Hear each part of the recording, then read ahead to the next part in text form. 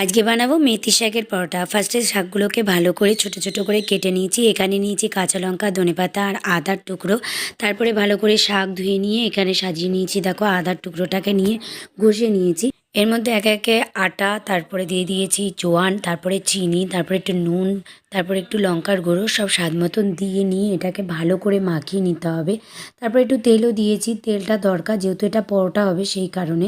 ভালো করে মিশিয়ে নেওয়ার পর তারপরে এটার মধ্যে জল দিয়ে দিলাম। তারপর এটাকে ভালো করে মাখতে হবে। তারপরে এটাকে এইরকম টাইপসেরই মাখাটা হয়েছে, তো তারপর এটাকে ভালো করে গোল গোল করে করে নিয়েছি। তারপরে বেললে রেডি হচ্ছে মেথির পরোটা। সত্যি কথা বলতে মেথির শাক যদি না খেতে ভালো লাগে না, এভাবে পরোটা করে খেও। আটার তো অতটা অসুবিধা হবে না, আর একটু কম তেলে ভাজার চেষ্টা করো, তো দেখবে খুব ভালো লাগবে। এই মেথির পরোটাটা আমরাই প্রথমবার ট্রাই করলাম, আর সত্যি খুব ভালো লেগেছিলো আমাদের খেতে। তো চলো আজকের মতন ভিডিওটা এইটুকু।